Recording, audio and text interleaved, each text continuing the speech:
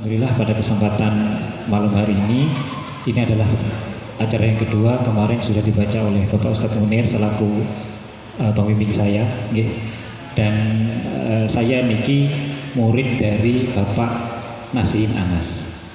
Murid dari Bapak Nasihin Anas. Yang ngajari saya baca kitab adalah Bapak Nasihin Anas. Jadi saya kalau di sini, seandainya beliau datang ini kayak santri sorogan kepada gurunya gitu.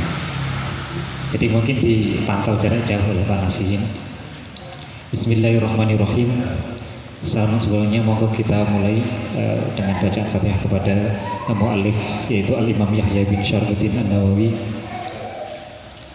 wa alihi wa zawjihi wa husyihi wa kullu masyayikhihi wa talamidatihi. Al-Fatihah. A'udzu billahi minasyaitonir rajim. Bismillahirrahmanirrahim. Alhamdulillahi rabbil alamin arrahmanir rahim maliki yaumiddin. Iyyaka na'budu wa iyyaka nasta'in. Ihdinas siratal mustaqim. Siratal ladzina an'amta 'alaihim ghairil maghdubi 'alaihim waladdallin. Amin. Ingkang kaping kalih Fatihah dumateng saya dan panjenengan sedaya, karena ini pesan dari salah satu guru kami, kalau ngaji awak dewi juga difatihai, karena sekaligus sambil nonton niat. Mudah-mudahan kita semua bisa mendapatkan ridho dari Allah Subhanahu wa taala. Al-Fatihah. A'udzu billahi minasyaitonir rajim. Bismillahirrahmanirrahim. Alhamdulillahirabbil alamin arrahmanir rahim maliki yaumiddin. Iyyaka na'budu wa iyyaka nasta'in. Ihdinas siratal mustaqim. Siratal ladzina an'amta 'alaihim ghairil maghdubi 'alaihim waladdallin. Amin. Bismillahirrahmanirrahim. Al-haditsu tsani utawi hadis kang kaping pindho an Umar radhiyallahu taala anhu, saking Sayyidina Umar radhiyallahu taala anhu aidon qala bainama nahnu julusun inda Rasulillah sallallahu alaihi wasallam. Bainama nahnu ing dalem antarane utawi kita julusun iku lungguh sapa kita inda Rasulillah sallallahu alaihi wasallam ing dalem sandinge Rasulullah sallallahu alaihi wasallam zata yaumin ing dalem suwijine dina itola'an ing dalem dumadaan muncul alaina ing atas kita sinten rajulun wong lanang syadidu bayadi siyabi kang banget putih klambine syadidu sawadi sa'ari tur banget irenge rambuté la yura alaihi asar safari kang ora den kaweruhi alaihi ing atas rajul apa asar safari apa labet lelungan. Wala ya'rifu ora kenal ing rajul minna saking kita sapa ahadun sapa wong suwiji hatta jalasa sehingga lungguh ila Nabi sallallahu alaihi wasallam fa asnada rukbatayhi mongko nuli nyendhet sapa rajul rukbatayhi ing dengkulane rajul ila rukbatayhi maring dengkulane Nabi wa wada'a lan nyelehno sapa rajul kafai ing telapak tangane rajul ala fakhidaihi ing atase bubune Kanjeng Nabi. Hadis yang kedua yaitu dari Sayyidina Umar radhiyallahu anhu, ini menceritakan tentang suatu ketika Sayyidina Umar bersama para sahabat duduk bersama Rasulullah sallallahu alaihi wasallam. Ya paling enggak seperti kita seperti ini bareng-bareng ada Rasulullah di tengah-tengah kita. Nah, kemudian ittola alaina rajulun syadidu bayadi thiyabi. Tiba-tiba ada orang yang datang. Orang yang datang itu dengan ciri-ciri bajunya putih sekali, sangat putih, rambutnya sangat hitam. La yura alaihi asarus safari. Dari ciri-ciri tubuhnya tidak ada ciri-ciri dia pernah perjalanan jauh, ada labet bekas-bekas perjalanan nggak ada. Artinya seger, ya, fresh gitu ya.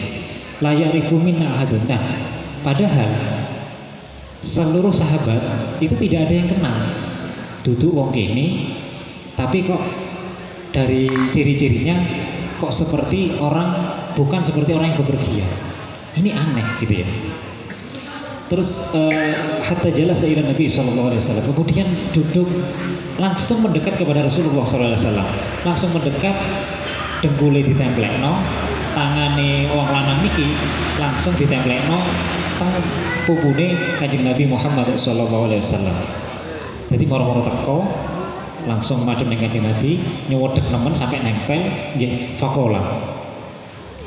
Waqala lan dawan sapa rajul, ya Muhammad, hei Muhammad, akhbirni anil Islam.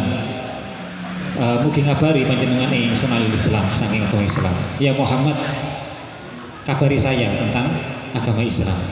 Faqala Rasulullah sallallahu alaihi wasallam, kemudian Rasulullah sallallahu alaihi wasallam berkata, al-Islamu an tasyhada an la ilaha illallah wa anna Muhammadar Rasulullah.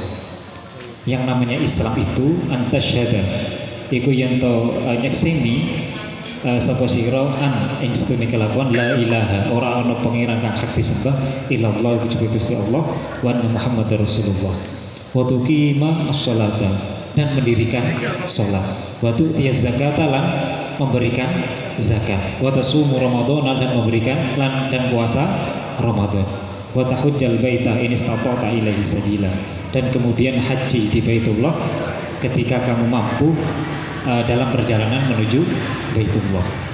Nah, jadi orang ini tiba-tiba datang langsung menghadap ke Kanjeng Nabi, nyuwadeg nemen sampai nempel, kemudian tanya, "Ya Kanjeng Nabi, kabari saya tentang Islam." Kemudian Kanjeng Nabi langsung jawab, Islam adalah membaca syahadat, melakukan sholat, terus puasa di bulan Ramadan, memberikan zakat dan juga haji di Baitullah.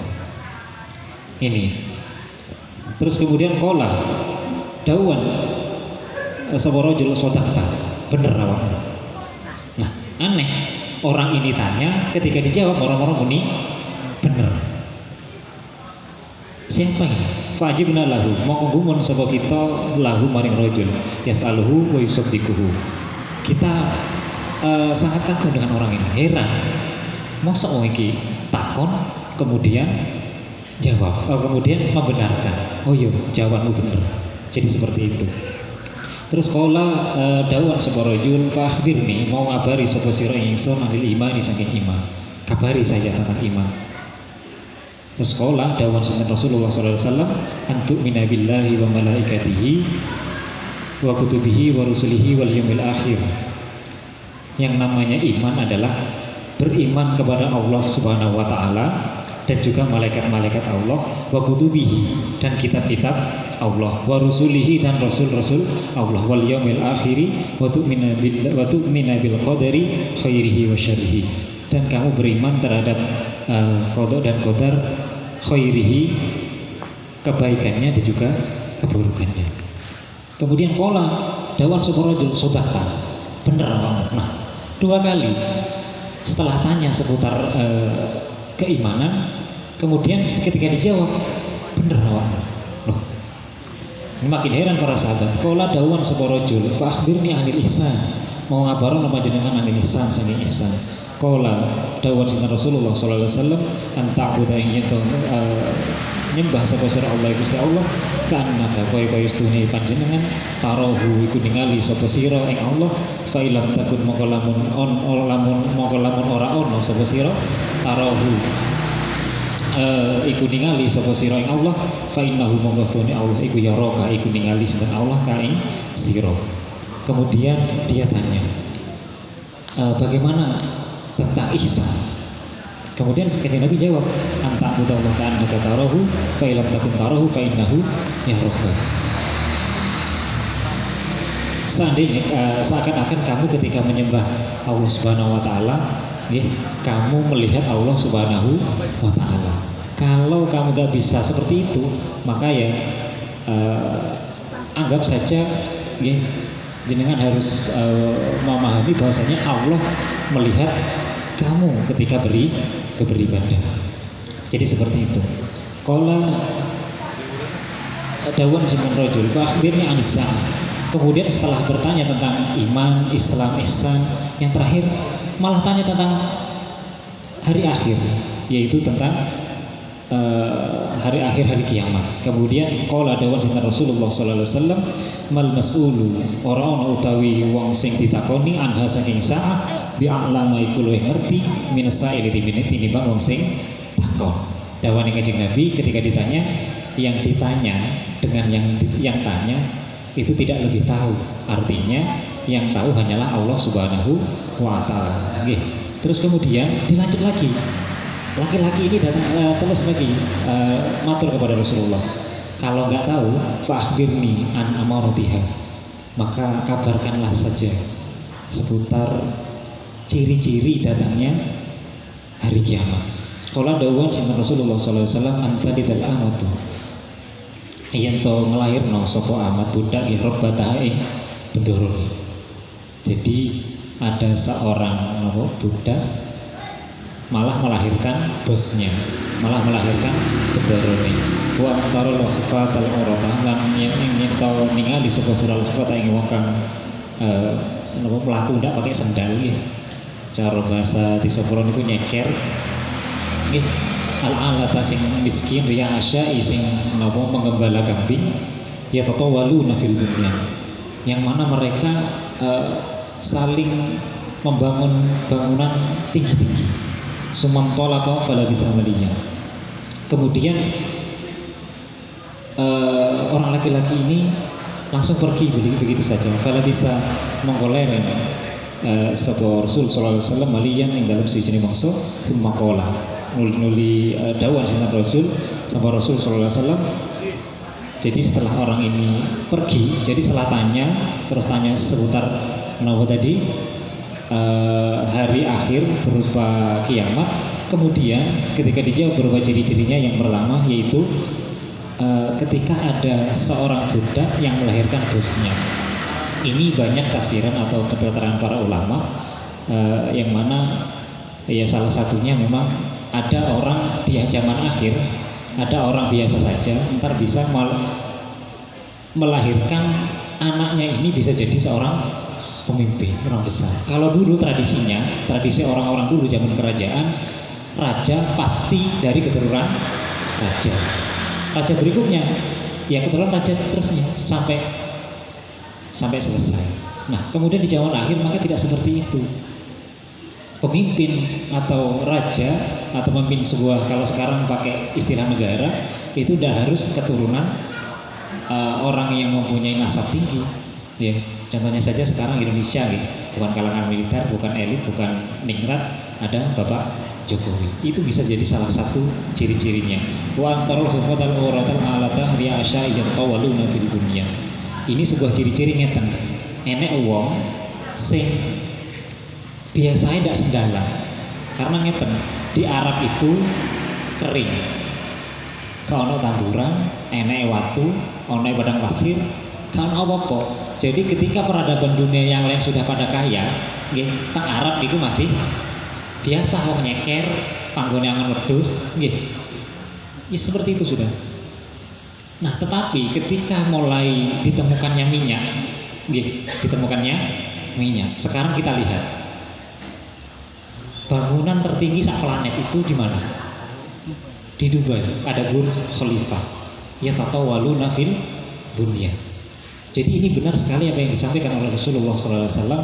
Itu adalah salah satu ciri-ciri kiamat yang sudah semakin dekat. Jadi sing asale wong miskin sing kelakone nyeker, tidak ada peradaban yang bagus, nggih, panggaweane kurang angon wedhus, maka lama-lama dia bisa ya tatawaluna fil bunyan. Kalau orang dulu bayangno nih, bayangkan ketika orang dulu baca hadis ini, ketika minyak belum ditemukan, bagaimana orang yang penggaweannya angon wedhus, sandalane ora, wonge miskin, kok bisa ya tatawaluna fil bunyan, bisa membangun gedung-gedung penyangga langit? Kan sulit membayangkan ketika hadis ini dibaca oleh orang sebelum ditemukannya minyak di tanah Arab. Tapi kalau kita sekarang sangat jelas itu adalah Jazirah Arab, yang mana yang namanya Kuwait, Qatar, terus Saudi Arabia, itu semuanya negara-negara petrodolar yang nyaris tanpa batas penghasilannya dari minyak. Jadi seperti itu. Luar biasa apa yang disampaikan oleh Rasulullah SAW. Sementara kau kalau bisa melihat. Kemudian orang ini pergi begitu saja. Ketika sudah bertanya seputar hari akhir, hari kiamat, kemudian pergi begitu saja.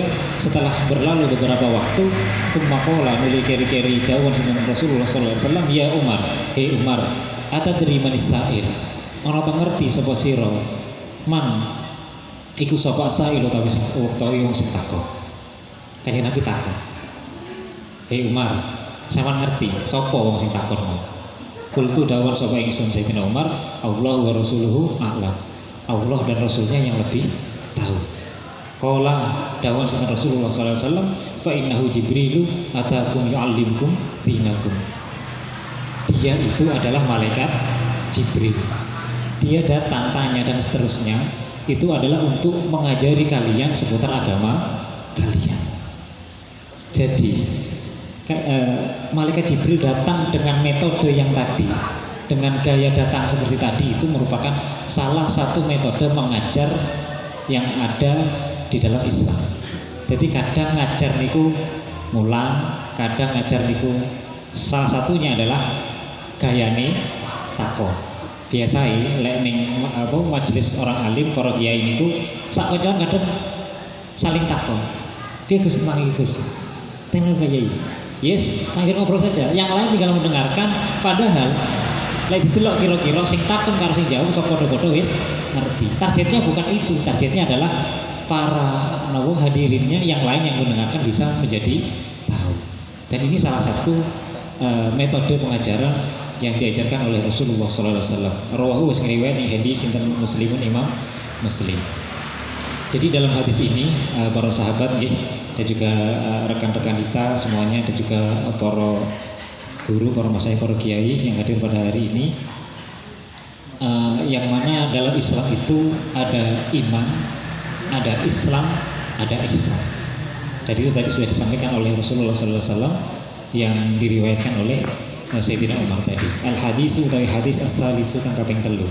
An Abi Abdurrahman Abdullah bin Umar bin Khattab radhiyallahu taala anhuma qala dawuhan sinten Sayyidina Abi Abdurrahman sami itu merungu sapa ingsun Rasulullah sallallahu alaihi wasallam yaqul dawuh sinten Rasul buniyal Islamu ala khamsin syahadatu an la ilaha illallah wa anna Muhammadar Rasulullah. Bunia kebangun apa Islam apa agama Islam ala khamsin. Agama Islam itu terbangun atas 5 hal. Syahadati an la ilaha illallah wa anna Muhammadar Rasulullah. Yang pertama yaitu syahadat yang mana menyaksikan kepada Allah Subhanahu wa taala bahwasanya Allah adalah Tuhan dan Nabi Muhammad adalah utusan Allah, wa iqamus shalah dan mendirikan salat. Mriki pakai redaksi iqamus shalah. Iqamah adalah mendirikan salat yang mana bukan hanya sekali dilakukan. Artinya mendirikan salat di sini adalah jejekno nggih. Jejekno salat niku ya harus dilakukan dengan terus menerus, karena kita tahu kewajiban orang Islam yaitu lek sudah mukallaf artinya akil balik, maka dia sudah wajib sholat. Kalau kuat berdiri ya berdiri, lek kuat berdiri ya lungguh, lek kuat lungguh turu miring, lek kuat turu miring juga geletak utawa wis sak isone. Bahkan awake isone berkedip-kedip tok, salatnya dengan kedip-kedip. Baru ketika dia sudah tiga iso kedip-kedip maka disolati. Jadi salat nggak ada habisnya, bahkan sampai mati. Maka di sini disebutkan dengan redaksi iqamus shalah wa ita'uz zakat dan memberikan zakat, wa hajjul baiti dan haji ke Baitullah. Wa shaum Ramadan dan puasa di bulan Ramadan. Rawahu riwayat yang hadis Al-Bukhari, Imam Bukhari wa Muslimun dan Imam Muslim. Teng mriki para hadirin, para ustadz dan juga para sahabat dan juga para rekan-rekan kita yang kami hormati, dalam hadis yang ketiga ini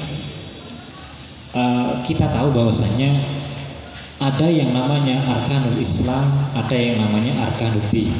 Rukun-rukun Islam yang tadi itu ada 5, baca syahadat, sholat, zakat, poso, lan haji. Ada juga arkanul din seperti yang tadi disampaikan di hadis yang kedua. Rukun-rukun agama itu terbentuk dari beberapa pilar. Yang pertama yaitu seperti yang kami sebutkan tadi adalah iman, Islam dan juga ihsan. Jadi iman, Islam dan juga ihsan adalah arkanuddin, pilar-pilar agama. Nah kemudian dalam Islam itu ada syahadat, sholat, zakat, poso dan haji. Arkanul iman ada 6 tadi yang disampaikan. Arkanul ihsan standarnya adalah ketika kita beribadah kita seakan-akan melihat Allah Subhanahu wa ta'ala. Kalau kita tidak bisa seakan-akan melihat Allah, maka pastikan bahwasanya aktivitas kita itu diyakini bahwasanya kita diawasi oleh Allah Subhanahu wa ta'ala. Ketika kita merasa diawasi atau memang bisa mengawasi, bisa merasa hadir terhadap hadirnya Allah Subhanahu wa taala, yang namanya dalam beberapa disiplin ilmu ini namanya musyahadah. Musyahadah itu bisa melihat Allah Subhanahu wa taala. Melihatnya bil basirah, dengan mata hati. Kalau kita nanti kalau di akhirat kita bisa melihat langsung kepada Allah Subhanahu wa taala. Jadi melihat sesuatu itu, mengalami sesuatu itu ada 3 tahap, ada ainul yakin, sama hakul yakin. Dan itu banyak dan tidak kami sebutkan di sini. Terus yang terakhir di sini di dalam hadis yang ketiga ada shaum Ramadan. Kita sekarang sudah bulan Sya'ban. Saya sengaja saya kasih notis di kitab saya di bulan Ramadan ini karena kita sebentar lagi ada di bulan Ramadan. Jadi ini juga penting sebagai pengingat untuk saya sendiri dan juga panjenengan semua seputar bulan Ramadan. Kalau syarat rukun, syarat wajib dan seterusnya jenengan adalah orang-orang yang sudah pada tahu. Namun ngeten di sekitar kita, kula niki anak galengan. Jadi bapak petani, ibu petani, saya juga petani. Nah, sekarang ning daerah kula niku wis mulai metu gitu. Kisaran setengah bulan atau 1 bulan lagi rame-rame ini panen. Nah, kalau sudah panen musim poso, apa yang terjadi? Banyak bapak-bapak yang nah ini menjadi PR kita bersama. Bahwasanya ini juga mengingat untuk saya juga, karena saya juga pelaku sawah gitu. Jadi ngeten, kalau orang pekerja berat di bulan puasa itu bagaimana puasanya? Bagaimana puasanya? Nah, dalam hal ini para ulama sudah banyak membahas, terutama dalam bahasa Mafail dan beberapa kitab-kitab yang sudah dibukukan. Itu bagi orang yang pekerja berat itu puasanya tidak boleh tidak puasa, artinya harus tetap puasa. Nah, kalau orang itu tidak puasa, ya hukumnya haram dan dia berdosa. Nah, caranya bagaimana? Oleh para ulama, kalau bagi para pekerja berat diberikan jalan keluar, yaitu kalau bekerja berat malamnya harus tetap niat. Berarti gini niat, sahur sangu poso untuk besok. Paginya ya jangan mokel, harus tetap puasa, Terus kerjanya bagaimana? Ya kerja. Tapi kalau sudah mungkin jam 8 jam 9 mari kerja lewat sawah kan insyaallah geliem nggih. Nek kula geliem. Lek sampai jam 9 jam 8 gurung ngombe gampangane lek gampung geliem. Lah lek wis mulai gak kuat, maka jenengan mokel niku mboten napa? Ndak dosa. Beda nih ketika jenengan mulai awal sudah tidak puasa, maka wis gak poso juga dosa. Kalau melakukan cara dengan yang disampaikan oleh para ulama tadi, boten. Jadi malamnya tetap niat, tetap sahur, paginya sik poso, budal gampung, ning sawah yo gampung sak gete, engko lek wis krasa. Lah, lek wis ngoten maka tapi jangan lupa kalau mokel maka setelah bulan Ramadan tetap harus nyaur. Jadi ngoten. Bedanya kalau tidak dengan cara yang tadi, kalau pagi-pagi sudah tidak puasa, wis nggawa rokokan, nggawa kiriman pisang ya. Siap ya. Wis alat perang wis siap untuk aktivitas gempur sego sak miring dan seterusnya, maka itu di samping tidak puasa juga dosanya pasti. Ngaten nggih. Jadi ada caranya memang, ada caranya. Terus yang jadi problemnya kalau gabung terus yang ngirim bagaimana? Kadang kan ngaten nggih. Diborongno. Terus kok sing ngirim piye? Oke, sing ngirim poso. Lah sing ning sawah ndak poso. Nah, nulungi wong gak poso niku pripun? Nulungi wong gak poso niku pripun? Jadi cara bahasanya Pak Munir, nggih. Itu namanya i'anah alal maksiyah. Menolongi orang untuk bermaksiat. Nah, ini problem lagi. Pengennya panen, itu bonus dosa. Dosane wong sing nopo? Sing kapok. Nah, solusinya bagaimana? Para kiai sampun memberikan penjelasan sebenarnya banyak di beberapa literatur dan juga kita hasil masail kami sampaikan saja. Tak memiliki caranya kalau jenengan kok kebetulan harus ngirim, maka ada caranya, yaitu kan ketika kita mempekerjakan orang itu ada kalanya kita ngirim, ada kalanya lepas kan ngoten nggih. Artinya tidak perlu ngirim, cuma nambahi ongkos kan ngoten nggih. Nah, kalau nambahi ongkos kita tidak napa ketatrapan dosane, karena kebutuhan kita adalah sing penting parine di panen. Perkara sing manen pola piye apa jare sing manen. Tetapi kalau kita ngirim nggih niku kita kebagian dosane. Kenean nggih. Jadi kenean. Nah, carane juga kenean yes. Niku kita harus keluarkan kos berupa uang, meskipun lek ngingoni juga keluar uang, tapi dalam bentuk uang dan dilepaskan saja sudah.